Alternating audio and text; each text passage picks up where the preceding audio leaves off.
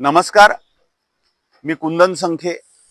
मी आज जिकडे उभा आहे ते आहे त्याचं नाव आहे तारापूर औद्योगिक क्षेत्र, म्हणजे MIDC आपण म्हणूया, जी देशातील सर्वात मोठी औद्योगिक वसाहत म्हणून आपल्या सर्वांनाच परिचयाची आहे.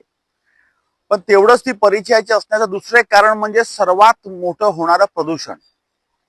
आता मी हे बोलण्याच्या आधी हेही सांगतो की जरी मी सरकारी पक्षात असलो तरी काही लोक म्हणू शकतील की तुम्ही सरकारी पक्षात आहात, परंतु सरकारी पक्षात असणं पदाधिकारी आणि ते असलेले प्रश्न हे न मांडणं हे गरजेचं नाहीये. प्रश्न हे मांडावे लागतील जर प्रश्न निर्माण झाले तर. आता मी हे तुम्ही बघा, हा आहे नैसर्गिक नाला. आता मला वासही घेणं कठीण होतंय, म्हणजे एवढा घाण वास, उग्र वास इकडे सुरू आहे.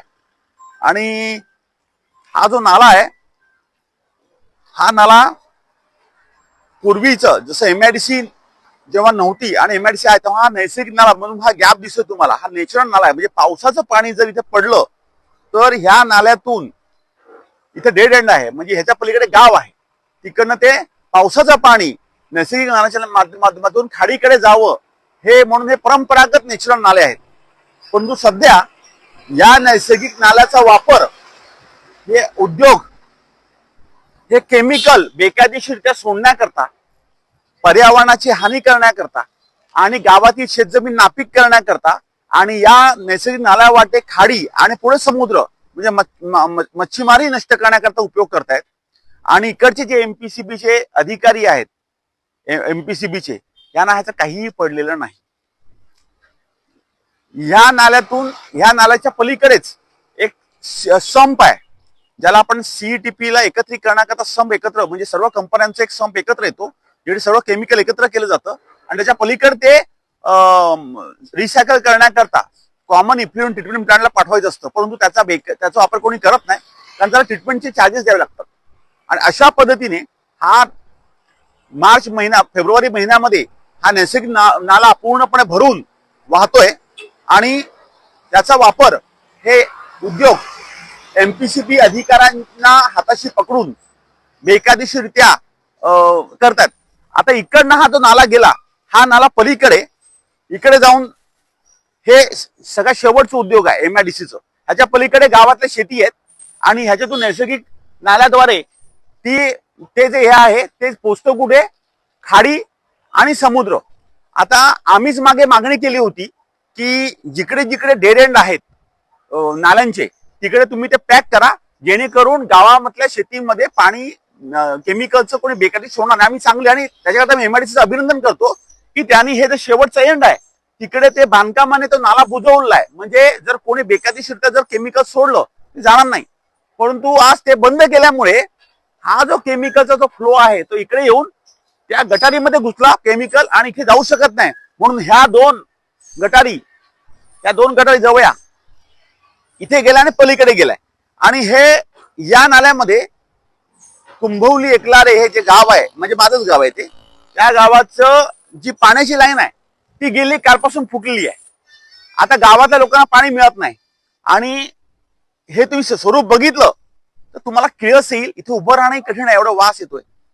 आता माझं म्हणणं आहे की मी या माध्यमातून महाराष्ट्राच्या पर्यावरण मंत्री पंकजाताई मुंडे, महाराष्ट्र प्रदूषण नियंत्रण मंडळाचे अध्यक्ष सिद्धेश कदम यांना हे चित्र, तारापूरचं विदारक चित्र, हे त्यांनी बघावं. आणि हे जे अधिकारी MPCBचे आहेत, विशेषतः वसावे उपप्रादेशिक अधिकारी, हा वसावे स्वतःला MPCB बोर्डाचा अध्यक्ष समजतो. गेल्या 3 वर्षांमध्ये त्यांनी करोड रुपयाची माया जमवलेली आहे आणि ही माया, केमिकलची माया, ते घरात घालण्याचं काम करतायत. त्यांना काही फरक पडत नाही. त्या म्हणतात आमचं कोणी काही वाकडं करू शकत नाही. गेल्या काही महिन्यांपूर्वी सन्माननीय आपल्या जिल्हाधिकारी आहेत, त्यांनी सुद्धा त्यांना झापलं होतं, पण तरी त्यांना काही फरक पडलेला मिळत नाही. असा हा जो वसावे आहे ह्याला उचलून फेकला पाहिजे. आणि ह्याला जर कोणी हात वर्धहस्त देत असेल तो कुठलाही असो, सत्ताधारी पक्षातला असो किंवा विरोधातला असो, त्याला पण सोडता कामा, त्याचाही आम्ही चेहरा फाडू. की अशा प्रकारे या नैसर्गिक नाल्यांची वाताहत जी केलेली आहे आणि ह्याचा वापर केमिकलचा होतो, आणि आज ते नाला बंद करण्याची मागणी MIDCचा मी नक्की करतो, त्याच्यामुळे दिसलंय. आणि आज नळाचं पाणी या केमिकलच्या मध्ये आहे. हे चित्र बदलायचं असेल तर सर्वांनीच या बाबतीमध्ये कडक भूमिका घेतली पाहिजे. आता मी हा नाला फोडतोय कारण पर्यायच मिळत नाही. आता हा नाला फोडला की पुन्हा पाणी आमच्या शेतीकडे जाईल, तर आता फोडलं तरी लाईन दुरुस्त होऊ शकत नाही आणि हे संप होऊ शकत नाही. तर मी पुन्हा सांगतोय की सर्व आपल्या इकडचे ही सर्व हा सत्तेतला आणि विरोधातला प्रश्न नाही, हा प्रश्न आहे पर्यावरणाचा. जो या अधिकाऱ्यांना, हे अधिकारी आपल्या नाकावर टिचून काही कारखानदारांना हाताशी पकडून जे करोड रुपयाची माया जमवत आहेत, आणि हा वसावे आहे, ह्या वसाव्याला सांगतोय, ह्या वसाव्याला धरून ठोकलं पाहिजे. मी भाषा वापरतोय कारण आम्हाला आमचा पण संयम तुटतो की तो वसावे नावाचा अधिकारी या 1200 कंपनीचा मालक असल्यासारखा तो सरळ त्याच्या हे अधिकारी बघत नाही का की चाललंय ते. त्यामुळे ह्याच्यावर कडक कारवाई व्हावी. मी आदरणीय पंकजाताई मुंडे, आदरणीय सिद्धेश कदम यांना विनंती करतो, महाराष्ट्राचे मुख्यमंत्री सन्माननीय देवेंद्रजी फडणवीस साहेब यांना विनंती करतो, महाराष्ट्राचे उपमुख्यमंत्री आपल्या शिंदे साहेबांना विनंती करतो की तारापूर हे दिसतं मोठे औद्योगिक वसाहत, पण खालचा तो बेस आहे. म्हणूनच लोक उद्योगाला विरोध करतात. ह्याचं कारण हे आहे की अशा प्रकारचा उद्योग नकोय जे पर्यावरणाचा ऱ्हास करेल, प्रदूषण करेल. मग लोकांनी का सहकार्य करावं आणि आम्ही पण त्यांना कसं सांगावं की ह्याच्यातून चांगलं काहीतरी घडेल म्हणून. हे त्याचं कारण आहे. आणि ही आज ह्याची ताबडतोब दखल घ्यावी आणि संबंधित अधिकारी जो आहे हा वसावे, याला पहिलं इकडनं बरखास्त करावं, ह्याची पूर्ण चौकशी करावी. आता त्याची अशी बदली होणारच आहे. त्यामुळे 3 वर्ष त्यांनी सर्व काही जे काय करायचं करून चुकलाय, काही नाही, काय काम हे नाही. त्यामुळे हे अतिशय विदारक चित्र आहे.